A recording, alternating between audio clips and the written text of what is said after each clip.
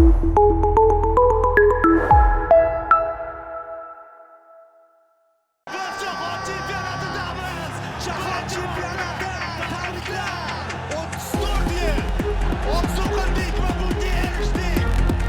O'zbekiston yoshlari nimaga qodir ekanini yana bir marta namoyon etdilar mani farzandlarim.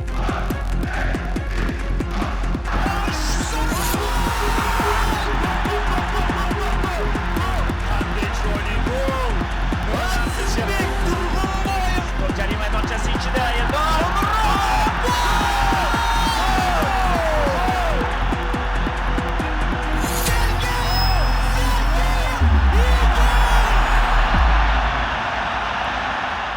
Timur, o'zingiz bosh jamoaga O'zbekiston iftixori unvoni beradi. O'zbekiston Respublikasi Prezidenti Shavkat Miromonovich Mirziyoyev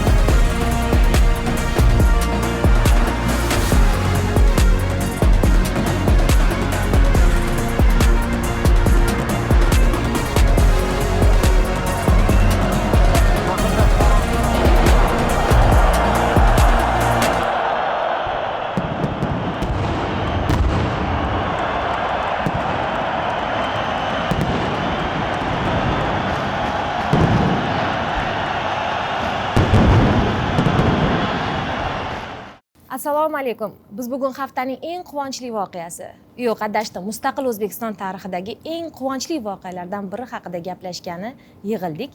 Davra podkastda sizni xush ko'rdik. Bizning safimizda bizning afsonalar o'tirishibdi. O'zbekiston milliy terma jamoasining bosh murabbiyi Timur Kapadze va albatta ustoz jurnalist, Do'stlik ordeni sohibi, uzoq yillar butun O'zbekistonni futbolga muhabbatini uyg'ota olgan inson Mirzahakim To'xtamirzayev. Ustoz, xush kelibsiz. Xushvaqt bo'ling. O'zini sport karyerasida 119 ta terma jamoada o'yin o'tkazib, ammo bu orzuga erisha olmasdan, menimcha 4 ta matchda bu tarixni yozgan insonni gapiradigan gapi ko'p bo'lsa kerak deb. Albatta, Xudoga shukr, yetkazganiga shukr. Juda xursandmiz, juda baxtlimiz. Albatta, birinchi navbatda muhtaram prezident boshlig'ida butun xalqimizni tarixiy g'alaba bilan tabriklayman. Jahon chempionatlari muborak bo'lsin. Xudoga shukr, yuzimiz yorug' bo'ldi. Xalqimizga prezidentimizning ishonchini oqlaganimizdan biz futbol olami, biz futbolchilar juda xursandmiz. Chunki rostdan ham qalbdan xohladik, harakat qildik. Va albatta, buni negizida ko'p narsalar bor, lekin eng katta kuchimiz bu birlashganimiz bo'ldi. Albatta, prezidentimiz o'zi qo'llab-quvvatlagani, har doim duoda, har doim o'sha futbolimizni ko'rib ichida bo'layotgani va xalqimiz, hammamiz birlashdik, bitta katta kuchga aylandik.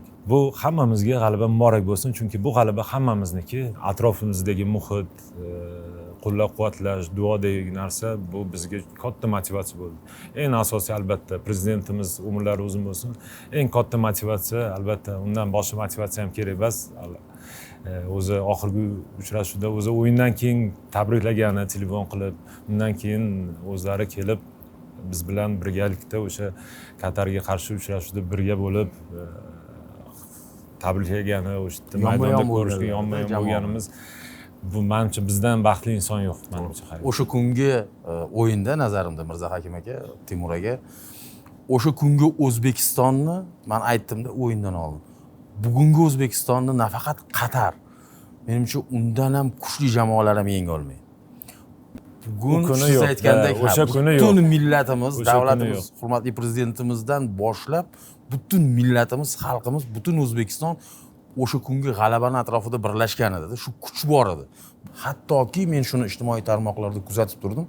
O'sha xorijda yashayotgan vatandoshlarimizni ham birlashtirib qo'ydi. Amerikada bizda o'yin bo'layotganda Yarim ularda tun. yarim tun. butun man Ular uxlamadi. Butun tarmoqlar shu g'alabani atrofida birlashdida. Davlatimiz rahbarining o'sha bir chaqiriqlari bor, bir iqtiboslari bor. Bu birlashganda millatimiz bir bo'lganda vatanmiz degan.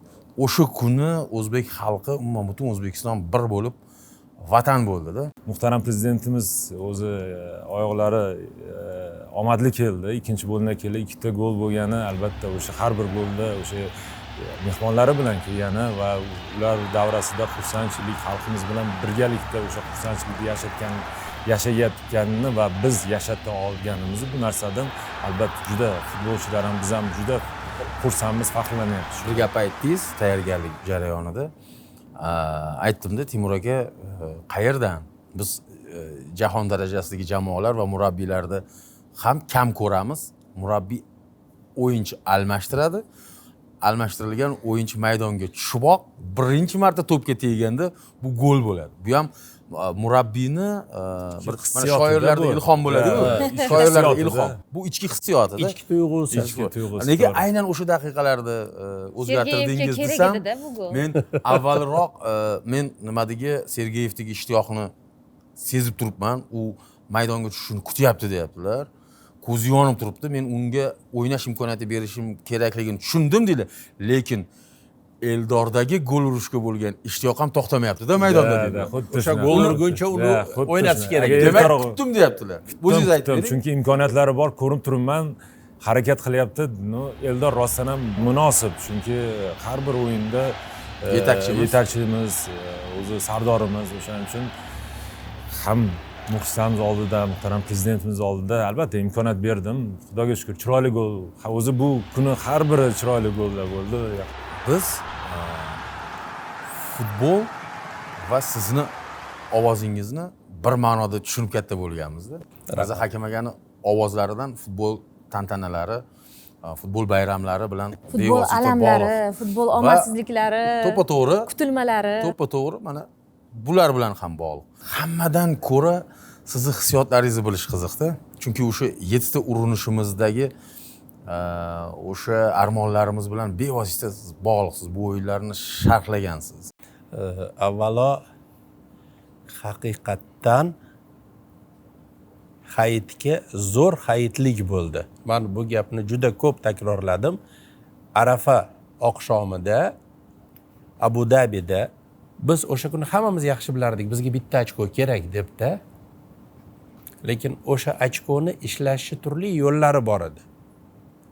Masalan, terma jamoa ustozi qaror qabul qilsa, shogirdlari bajarishga majbur, butun jamoa bo'lib himoyaga yotib olish mumkin edi-da. Avtobus qo'yib olish mumkin. Avtobus qo'yib olish mumkin edi. Poyezd qo'yib qo'yish mumkin edi. Lekin o'sha kuni mezbonlarga g'alaba suv va havoday zarur edi. Bizga durang yetarli Oxirgi edi. imkoniyat edi. Biz o'yinni boshlaganda ustunlikka ega edik. 0-0 bizga g'alabaga teng edi, ularga mag'lubiyatga. Ana o'sha o'yinda Timur Kapadze va jamoasi maydonni asosiy voqealari arablar darvozasi tarafida bo'lishiga erishdi. Ya'ni himoyaga yotib olgani yo'q, to'pni duch kelgan tomonga tepib yubormadi. Balans bo'lgan. Ya'ni o'sha futbolda yozilmagan qoida bor, eng yaxshi mudofaa bu hujum debda. To'p darvozangdan qancha olisda yursa, shuncha xavfsizlikda bo'lasan. Yigitlarimizda sarosima yo'q edi o'sha. Ikkinchisi, bir kun avval boshqa bir joyda jurnalistlar bilan gaplashganda 3 ta zo'r futbolchimiz bor deyishganda, 3 ta emas ko'proq dedimda, 4-chisini butun O'zbekiston tan oladi desam, to'xtang, o'zim aytaman deb turib O'tkir Yusupov dedi-da ham suhbatim. Haqiqatdan O'tkir o'sha kuni niyat qildik, ertaga O'tkir o'yini qovushsin, chunki boshqa yigitlarning hammasini xatti-harakati bir bo'ladi-da, O'tkirni o'ziga ishonchi va unga omad kelishi. Chunki darvozabon o'zi xohlasa ham ajoyib o'yin namoyish qilish mumkin. Bitta haligi boshqa kimgadir tegib to'p yo'nalishini o'zgartirsa, darvozabonni ham qo'lidan hech narsa kela olmasligi mumkin edi-da. O'sha kuni haqiqatdan terma jamoa butun millatga hayitlik sovg'a qildi. Qo'shimchasiga o'sha oqshom mana haligi Temurlar bilan gaplashganda prezidentimiz yigitlarni hammasiga minnatdorchilik bildirib chiqib, har bitta futbolchiga alohida rahmat aytishni boshladilar, O'tkir u boshqa yigitlarni hammasini. Ana o'sha narsa 10-kuni Qatar bilan o'yinda ta'sirini ko'rsatdi. Asosiy motivatsiya o'sha bo'ldi. Motivatsiyani eng zo'ri o'sha bo'ldi.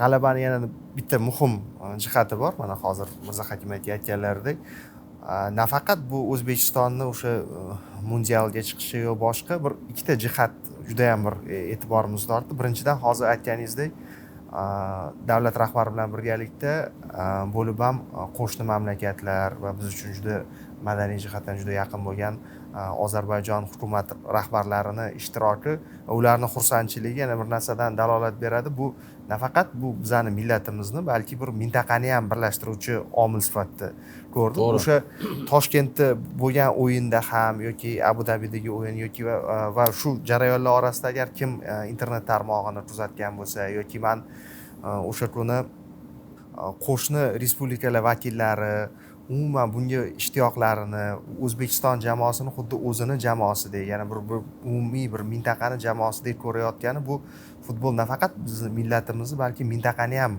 shu jarayonlarda birlashtirdi. Bu umuman bir kelajakdagi bir integratsion jarayonlarga ham o'zini bir ijobiy hissasini qo'shadigan, mintaqani umumiy o'zligini kuchaytiradigan bir omil sifatida ham qatnashdi. Jamoamizni o'yinida yana bir faxrlantirgan jihat borda, bu o'zbek xalqimizga xos bo'lgan. Mana nomini aytmasak ham, bu raqiblarimizda ko'pinchalik kuzatilmaydi. O'sha muxlislarga bo'lgan munosabatda yoki o'yinchilarni o'yinga bo'lgan munosabatida. Mana Mirza Hakim aka ham ta'kidlab o'tdilar. Birinchisi bu bizni xalqimizga azaldan, tarixdan xos bo'lgan kurashuvchanlik xislati. Bizning millatimiz tarixni o'rgansak, biz hech qachon mag'lubiyatni tan olmaganmiz. Biz yiqilganmiz, yana turganmiz, kurashganmiz. Mana shu ruh paydo bo'ldi. Futbol bo'yicha O'zbekiston terma jamoasida mana shu ruh paydo bo'ldi. Atrofidagi o'sha muxlislar, fan klublar, bekorga ularga bosim qilishmadi. Bekorga stadionga kirishlariga, umuman mamlakatga kirishlariga to'sqinliklar qilishmadi. Chunki terma jamoamiz kuchli.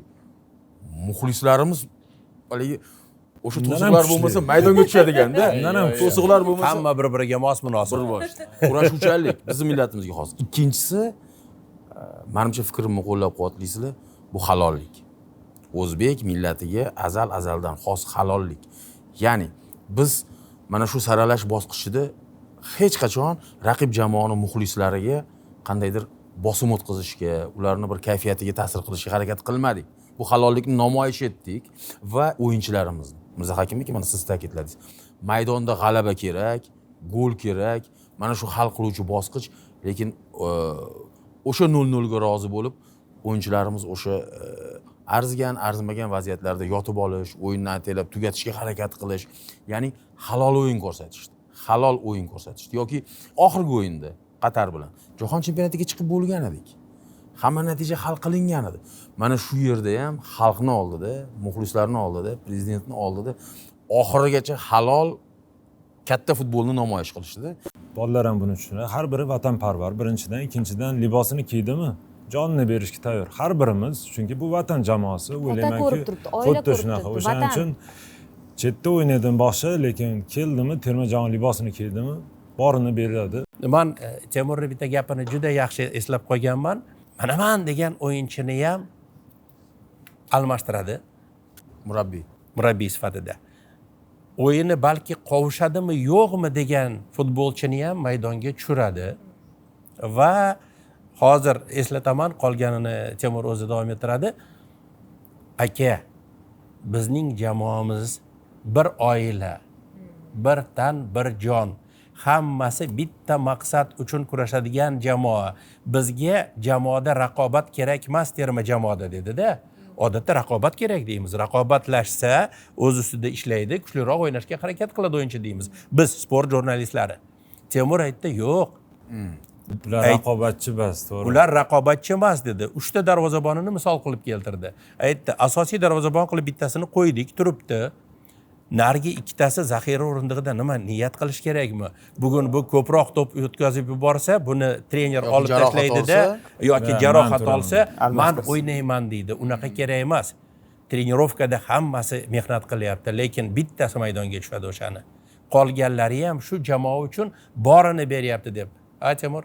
To'g'ri, men o'zi yigitlarga ham aytdim, chunki raqobat deganda baribir ichidan o'tmasin dedim. Har bir futbolchi o'sha muhtamdan yaxshi niyat bo'lishi kerak, ichidagi muhit ham yaxshi bo'lishi kerak. Aytdim, dedim, bolalar dedim, sizlar dedim, bu klub bas, to'g'ri, klubda dedim, atta raqobat, sizlar futbolni o'sha Paxtakorda bo'lasizlar, boshqa atta xafa bo'lsalaring bo'ladi.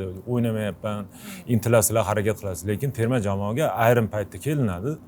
Vazifa bu, vatan vazifasi askardek. Qarshimizda boshi davlatda anaqasi askarlarimiz, jamoalari biz yutishimiz kerak.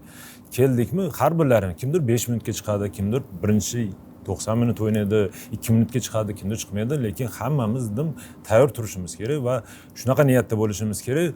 Sizlar raqobatchi emas, aka-ukadek. Chunki bu askarlar hech qachon biz vazifa, vatan vazifasi uchun keldik. Bu yerda hech anaqa jarayon bo'lmas kerak. Что bu qani xato qilsak, yutqizsak yo'q, g'alaba hammamizniki. Hamma narsa o'z hammamizniki. O'shaning uchun bu narsadan o'zimiz Hakim aka ham so'raganda aytdim, mana shunaqa aytganman bolalarga. Bolalar buni to'g'ri qabul qilgan. Timur aka, Mirza Hakim aka o'sha avval ham jamoamiz kuchli bo'lgan. Mana terma jamoa har doim kuchli bo'lgan. Har bir avlod Har davrda men o'zini davri o'sha uchun kungi g'alabadan keyin baribir butun xalqimizga esladi. Bugun Timur aka, siz maydonda o'ynagan jamoa, Server Jepar, Bizam nechta Aleksandr Geynrix, Qosimovlar o'ynagan. Odil Ahmedov. Bu avlod qilgan mehnatni bugun xalqimiz yana bir bor esladi. Va nima sodir bo'ldi o'zbek futbolida degan savol bor. Mana shu avlodlar ham kuchli edi. Ular ham g'alabalar qozonishdi, kurashishdi, ochkolar jamg'arishdi, lekin oxirgi daqiqalarda o'sha nima yetishmadi. Mana shu bugungi o'zbek futbolida nima o'zgardi degan savol borda. Bunga javob berib ketishimiz kerak. Bilasizlarmi? Mana shu futbol sohasida tizimli o'zgarishlar, islohotlar bo'ldi. Tizim paydo bo'ldi. Bu qayerdan ko'rindi? Mana shu oxirgi 7-8 yilda. Biz faqat 17 yoshlilar yoki yoshlarimiz bir natijani ko'rsatib qo'yib, qolgani balansda pastga tushib ketmadi. Mana hozir siz sanab o'tdingiz, Timur aka sanab o'tdi, Ayzoxon sanab o'tyapti. Barcha yoshdagi terma jamoalarimizni natijasi mana shu darajada-da. O'sha 17 yoshlarimizdan tortib 20, 21, 23 to bugun asosiy terma jamoamizgacha mana shu natijalar ko'rsatyaptiki, o'zbek futbolida tizimli islohotlar amalga oshirildi va bu oradan mana shu qisqa vaqt o'tib bu islohotlar o'zining natijasini bera boshladi. Buni men qayerdan oldim? Bugun qo'shnilarimizni futbol mutaxassislari bu haqda ochiq yozishyapti. E'tibor beringlar. O'zbek futboli mo'jiza yaratmadi. O'zbek futboli haqiqiysiga isloh bo'ldi. Yosh jamoalardan tortib eng katta jamoalarigacha shu keldi.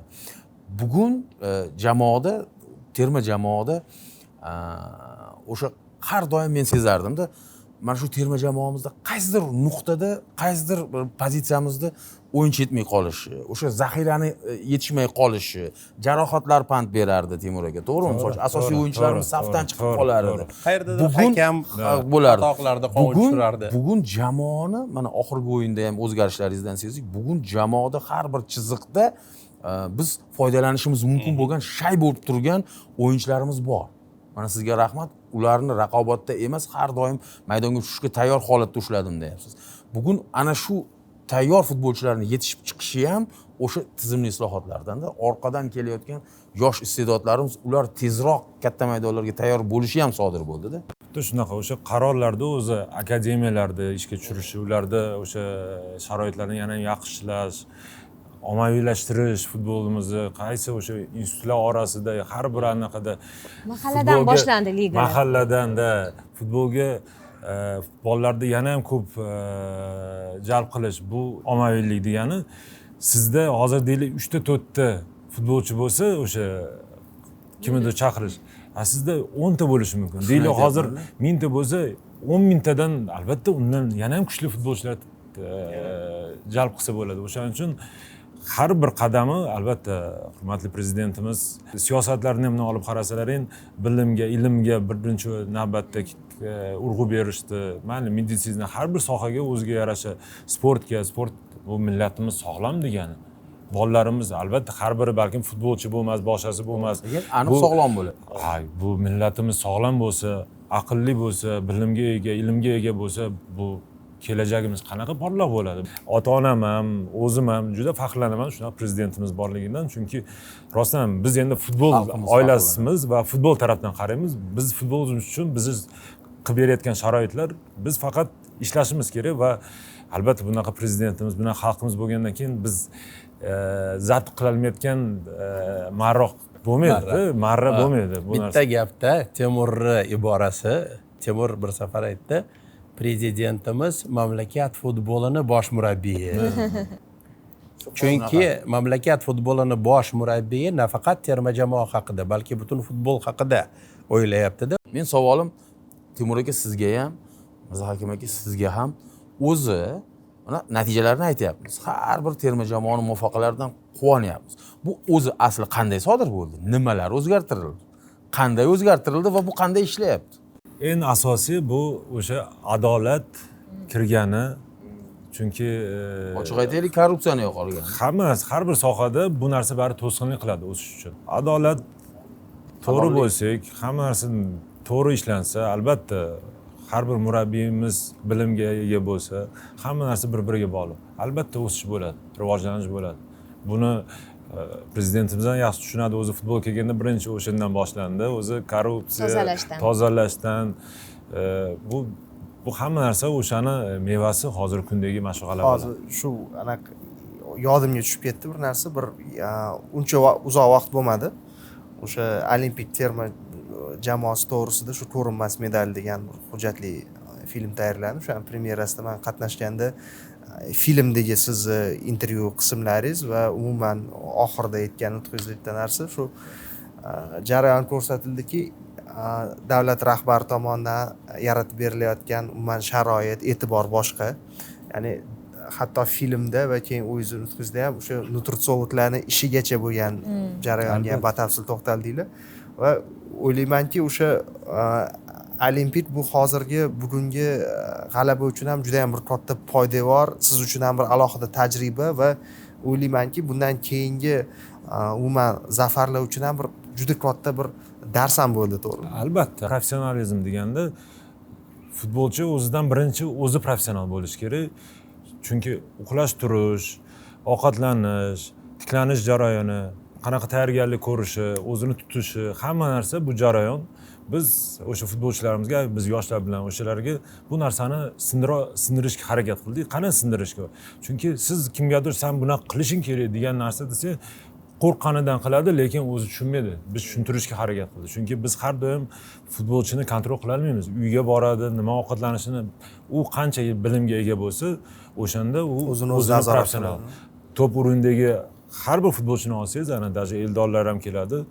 Uni katta darajada ushlash o'z disiplina, o'zi professionalligi, vaqtida uxlash, to'g'ri ovqatlanish, tayyorgarligi, trenovkadagi butun o'zini berishi. Bu faqat yuqori marrada yetishi mumkin, lekin hatto uzoq turishi ham bu o'z disiplinaga bog'liq narsa.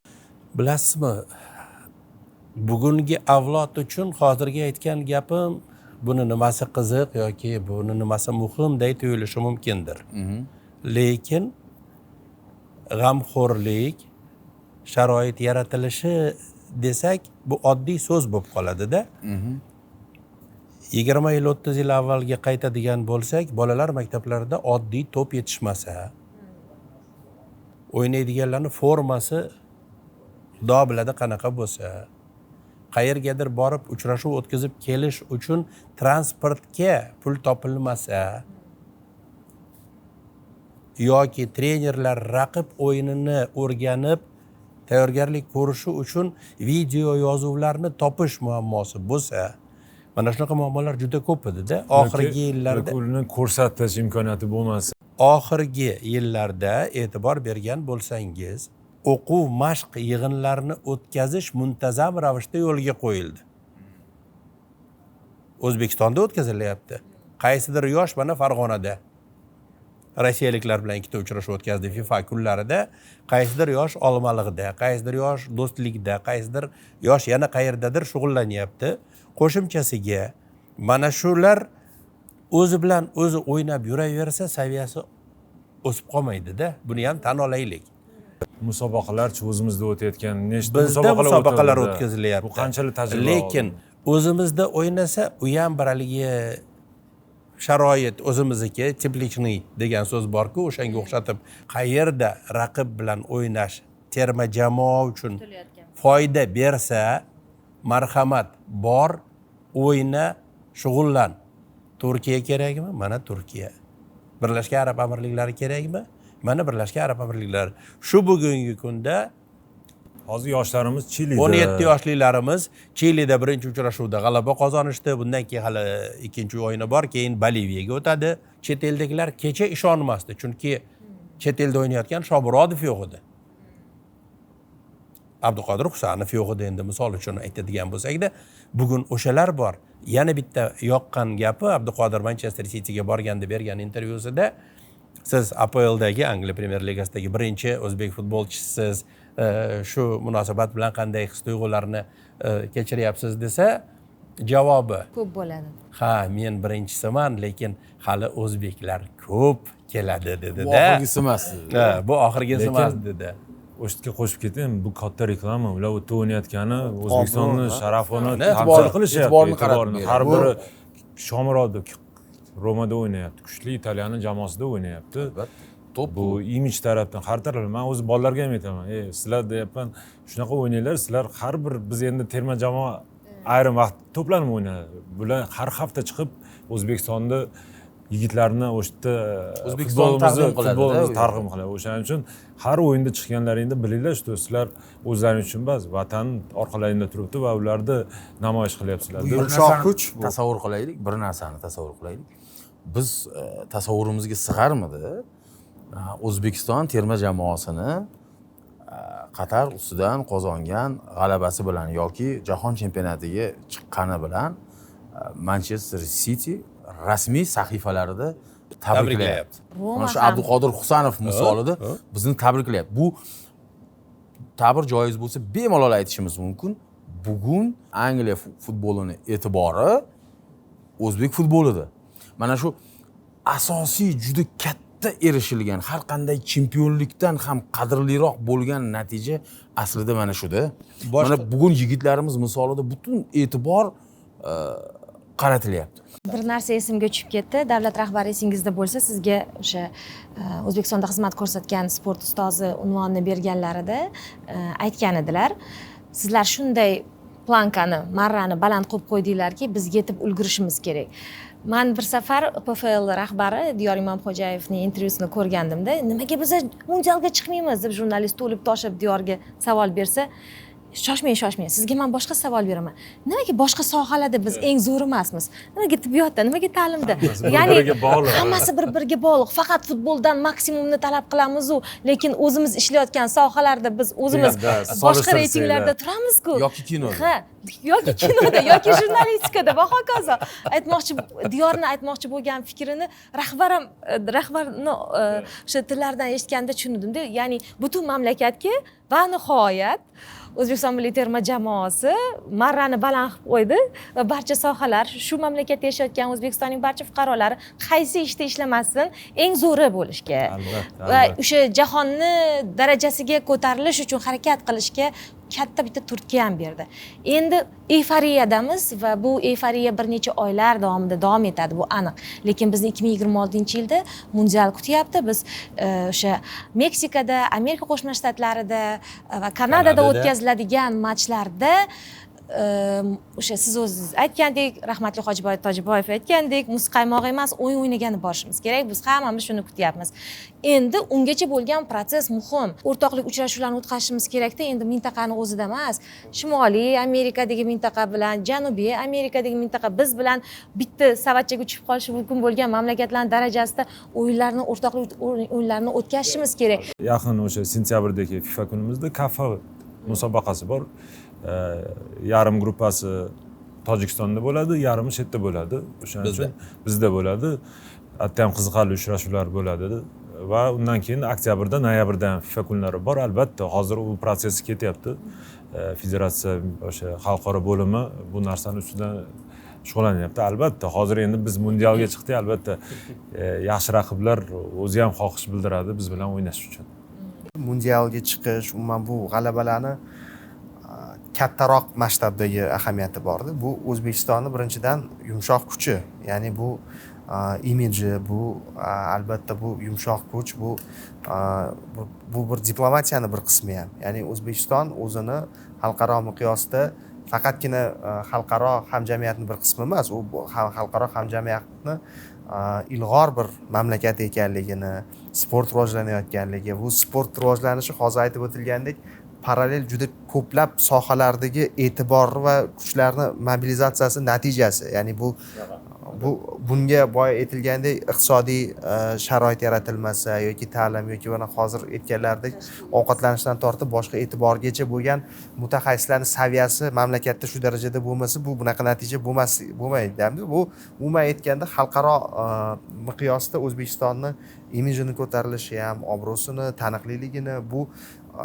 bu bevosita faqat hozir effekt bermaydi. Buni effekti turizmlar, sayyohlar oqimini oshishidan tortib, bu O'zbekistonni iqtisodiy va investitsion jihatdan uni jozibadorligiga ta'sir o'tkazishgacha bo'lgan ijobiy bir imkoniyatlarni qamrab oladi. Bitta Abduqodir Husanovning o'sha 40 million yevrolik shartnomasidan keladigan nechidir foizini o'zi bunyodkorga qancha foyda olib keladi-yu, ya'ni futbol eksporti ham iqtisodiy ertaga bilmayman O'zbekistonga alpechka mahsuloti bir yarashadigan foizlarga ham yetib borishi mumkin. Yana aytmoqchi bo'lgan narsam shu mavzudan kelib chiqadi, ya'ni moliyalashtirish masalasi. Siz bilan biz ham fikrimiz boshqacha bo'lishi ham mumkin emas, lekin esingizda bo'lsa o'sha Olimpiada o'yinlari o'tganda o'sha katta pul mukofotlari berish yuzasidan juda katta e'tirozlar paydo bo'lganda, armiya ikkiga bo'lingan. Shuncha pul sarflash shartmi? Bu ularning shaxsiy yutug'i-ku. Bizning soliqlardan beryapmiz-ku. Shunchalik katta mukofot qo'yish shartmi degan masala ko'tarilganda, sport bu qimmat hashamat. Ya'ni sportda natijaga erishish uchun juda ko'p pul sarflanadi. Qaytmasligi juda uzoq proses. Lekin tashqari qancha mehnati bor. Tan olaylik, bugun futbolchilarimizga nisbatan bu e'tirozlar yo'q. Xalq tushuna boshladi. Bu e'tirozlar yo'q, bunga arzishini. Bu nafaqat davlat rahbarining, hurmatli prezidentimizni nafaqat bir sportchini rag'batlantirishda bu. Buni orqasida mana Bahodir Jalolovni rag'batlantirilishi yoki boshqa sportchilarimiz g'olib, olimpiada chempionlari, jahon chempionlarini rag'batlantirilishi faqat bittagina sportchini emas, kelajakda yetishib chiqishi kerak bo'lgan Bahodir Jalolovlarni rag'batlantirish. Yashang. Mana davlat rahbari nimani nazarda tutadilar? Albatta. Kelajakdagi Abduqodir Husanovlarni rag'batlantirish, kelajakdagi Romada, Yuventusda, Inter Milanda, Real Madridda, Barselonada o'ynaydigan o'zbek bolalarini rag'batlantirilishini tushunishimiz kerak. Buni orqasida shu yotibdi. Chunki bu g'alabalar nafaqat bayrog'imizni yuksakka ko'taradi. Bu butun bir millatni va ayniqsa yoshlarni tarbiyalaydi. Eldorning o'yinida eng yoqadigani, menimcha Ranieriga ham yoqqani o'sha o'zbekona halollik. Eldor maydonda mehnatsevarligi va halolligi. Eldor ko'proq gol urishi mumkin. U o'ziga imkoniyat yaratish va iloji boricha to'p oyog'iga tushgandan keyin darvozaga yo'llash bilan shug'ullanmayapti maydonda. U jamoa uchun kurashyapti-da maydonda. Mana shu ruhiyat bor. Bu o'sha yerda haqiqiy maydonga tushib kelganda haqiqiy o'zbekni ko'ryapmiz. Yoki Abduqodirning o'yinida ham shuni ko'ryapmiz. Abbosning o'yinida ham shuni ko'ryapmiz. Mana bugun bosh murabbiyimiz buni qayerdan ketayotganligini tasdiqladi. Ildizi nimada ekan? Bu terma jamoani demak falsafasi ekan bu. Bitta misol. 1994-yili Hirosimada Osiyo o'yinlari o'tgan, O'zbekiston chempion bo'lgan. 7 ta o'yinda g'alaba qozongan. O'sha terma jamoadagi yigitlar bilan ham yaxshi tanishmiz. O'sha paytdagi imkoniyatimizni ham katta avlod yaxshi biladi. Terma jamoa bir komplekt forma bilan borgan o'sha turnirga. Almashtirish Biz imkoniyati. ham o'ynayotganda buni Endi bir komplekt forma bilan borgan. oldin shunaqa bo'lgan. Chempion bo'lib qaytib kelishgan. O'sha terma jamoa a'zolarini taqdirlashda o'sha paytda imkoniyat shunaqa bo'lgandir-da, bo'lmasa hech kim qizg'anmaydi-ku. 5 ta mashina berilgan. Kim bo'lib oladi endi? Terma jamoa bosh murabbiy Rustam Akramovga mashina berilgan, katta murabbiy Abduraimovga tegmagan. Darvozabon Sheykinga berilgan, chunki haqiqiy qahramon bo'lgan, yarim finalda ayniqsa bermasa bo'lmasdi, musobaqaning eng yaxshi darvozaboni. Jamoa sardoriga bermasa bo'lmasdi, Farhod Magomedovga berishgan. Mirjalol Qosimov musobaqaning eng yaxshi yarim himoyachisi deb e'tirof etilgan Mirjalolga berilgan. Igor Shkvirin eng yaxshi to'purar, eng yaxshi o'yinchi, futbolchi sifatida sovringa sazovor bo'lgan Hirosimada Igor Shkviringa berishgan. Yarim finalda bizni finalga olib chiqqan gol muallifi, play-offda hamma uchrashuvda gol urgan Azamat Abduraimovga o'sha bitta tiko topilmagan. Ota-bola Abduraimovlarning ko'nglida balki bir kemtik qolib ketgandir. Farg'onadan taklif qilingan Neftchini o'yinchilarini birortasiga mashina tegmagan. Ana o'sha narsa bugun hukumatimizga, davlatimiz rahbariga rahmat.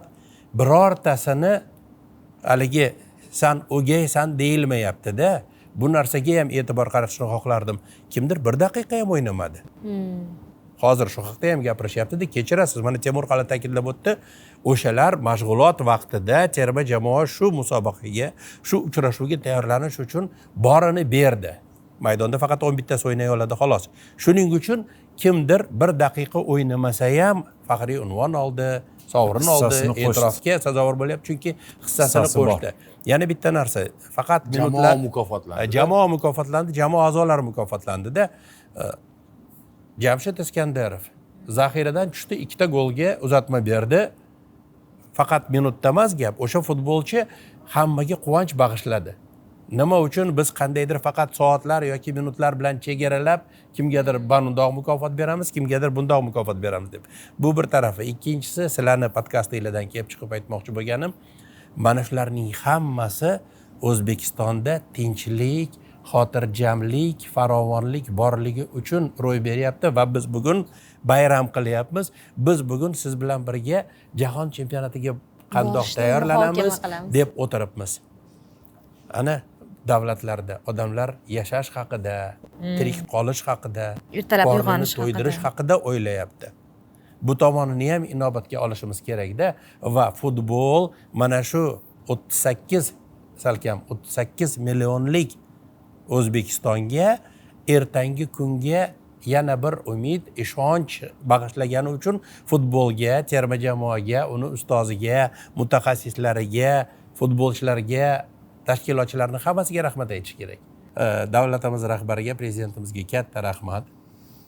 Chunki bevosita o'sha mukofotni topshirayotganda e'tirof etdilar. Ko'p yillar mobaynida sharhlaringizni eshitib, futbolimizni ichiga kirganmiz. O'zbek futbolining ovozisiz hali yana g'alabali uchrashuvlarda sharhingizni eshitamiz dedilar. Yo, o'zi armon bilan yurardimda, aytardim, mumkinlab qolgan chol bo'lsam, qo'limdan yetalab borishsa ham jahon chempionatining birinchi uchrashuvini sharhlagan sharhlovchini yonida o'tirsam, armonsiz o'taman bu dunyodan deganman-da. Xuddi shu orzu, Xudoga shukr, hali kuchga to'laman. Xuddi shu orzuni Axbor Imomxo'jayev intervyularida ham eshitgandim. Shu samolyotda ketsamidi, men ham bo'lsamidi deb. Juda ko'plarga armon bo'lgan. Bir necha avlodga armon bo'lgan orzuga yetdik. Endi orzularimiz yangilanyapti. Hozir tayyorgarlik uchun vaqtimiz yetarlicha. O'sha FIFA kunlaridan foydalanamiz. O'rtoqlik uchrashuvida albatta yangi nomzodlarni ham ko'rib chiqamiz. Ularga imkoniyat beramiz, chunki o'zini yaxshi ko'rsatayotgan futbolchilarimiz ko'p, yoshlarimiz ko'p. Albatta mana shu o'rtoqlik uchrashuvlarda, yig'inlarda albatta ularni ham jalb qilib, ularga imkoniyat beramiz. Qolgani o'zlariga bog'liq, qanaqa o'zini ko'rsata oladi. Biz albatta tayyorgarligimizni olib boramiz, chunki o'sha saralash bo'lgandan keyin qaysi gruppaga tushamiz, kim bilan raqib bo'lamiz, O'shanga qarab ish o'rganib chiqib hamma narsani, chunki vaqtimiz bor va har bir futbolchimiz eng asosiysi sog'-omon bo'lsin, travma bo'lmasin, tayyor bo'lsin. Mening boshim orom bo'lsin, kimni olay, kimi Churay maydonga. kimi Churay, kimi Seleksiyada qiynaladi. yaxshi tashvishlar bo'lsin. Tabrik bo'ldi-ku, prezidentimiz tomonidan o'sha video chiqishi bilan juda ommalashdi-da.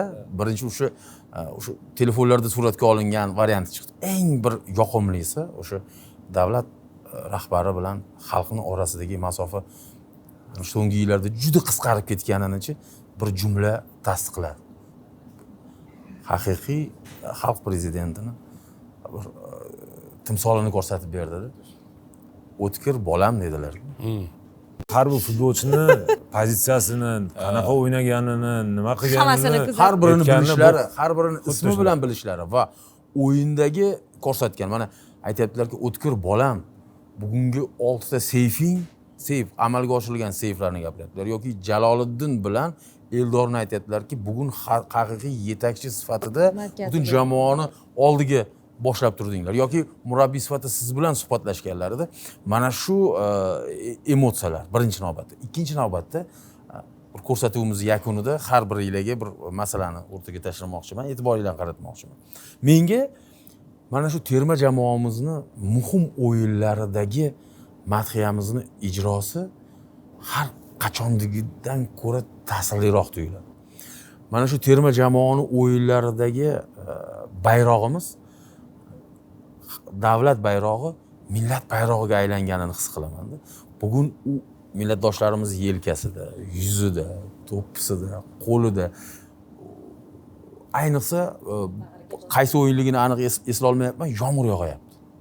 Bir vatandoshimiz shu 3 yoshli, 4 yoshli bola bilan maydonga kelgan. Butun oilaviy, ayoli ham turibdi stadionga.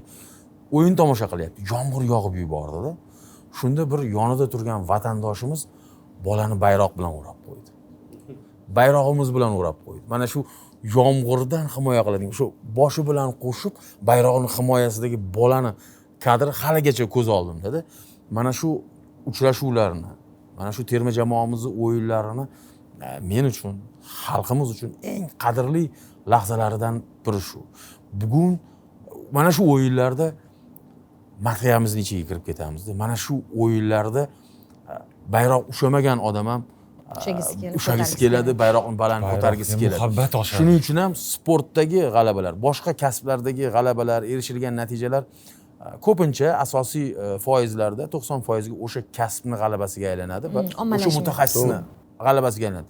Lekin tan olaylik, sportchilarning g'alabasi, ayniqsa futbol jamoalarimizni, futbolchilarimizning g'alabasi butun xalqimizning g'alabasiga aylanadi.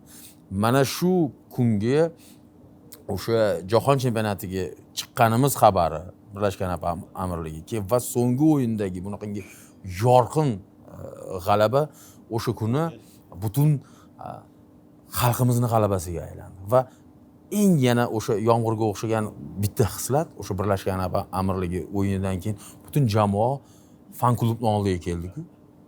Harakat va so'zlar yoddan barcha o'yinchilarda va muxlislarda. Men aytdim, bular alohida qayerdadir repetitsiya qilganga o'xshaydi-da. Qachon ortib o'zidan bu so'zlarni repetitsiya. O'yinchilarimiz vaqti yo'q. O'zi haligi muxlislarimiz zo'rg'a stadiongacha kirib kelishdi. Men ham bilaman, O'zbekistonga jonimga yarashadi faqat g'alaba. Shuni men shu kuni his qildim. Men ham bilar ekanman. Quloqlarim yod bo'lib ketdi. O'sha Boburiylar keldi, Temuriylar keldi, o'sha sport madhiyalariga aylandi-da. Niyat qilardim jahon chempionatida ham mana shu muhit, mana shu shiddat, mana shu o'zbekona g'urur jamoamizga, sizga, Timurga bosh murabbiy sifatida yor bo'lsin. Mana shu g'alabalarga ham guvoh bo'laylik. Mirza Hakim aka, o'ylaymanki, terma jamoamizning jahon chempionatidagi birinchi o'yinida siz ovozingizni xalqimiz eshitsa, o'sha kunga yetkazsa, inshaalloh nasib etsa. Hozirgi siz aytgan iborada futbol, sport chinakamiga millatga o'ta kuchli ta'sir ko'rsatuvchi vosita. Yaqinda Andijonda Chet tillar institutini qayta tashkil qilinganini 3 yilligini nishonlashdi. konsert emas, yana nimadir emas, konserti ham bor, DJ ham bor, lekin o'sha institut jamoalari o'rtasidagi futbol turnirini finali. Buni nimaga eslayapman? Andijonlik muxlislar ultras bor-ku, Burgut. 200 kishi o'sha futzal bo'yicha Andijonda o'tgan arenaga kelib, o'sha o'yinda ham muxlislik qildida, qolgan 3000 mi, 4000 mi talaba haligilar bilan birga bo'ldi. Institutda ikkita o'zaro jamoasi o'ynayotgan o'yinda mana shu gimn, mana shu ruh, mana shu zavq-shavq bo'ldida. Bu haqiqatdan zavq-shavq bag'ishlaydigan narsa. Ana shu ruh butun mamlakat bo'ylab yoyilishiga terma jamoamiz jahon chempionatiga chiqqani sabab bo'ldi. Mana shu ruh qolganlarga ham yuqsin. O'zbekiston nafaqat futbolda, balki barcha sohalarda Mirza Hakim aka To'xta Mirzayev har safar sharhlarni oxirlarida tugatadigan jumla bilan g'alabalar qozonaversin. Qadrli do'stlar, aziz vatandoshlar, omadsiz va bizni aslo tark etmasin. Kelganinglar uchun rahmat. Ajoyib suhbat, rahmat. buyuk g'alaba uchun rahmat. Rahmat.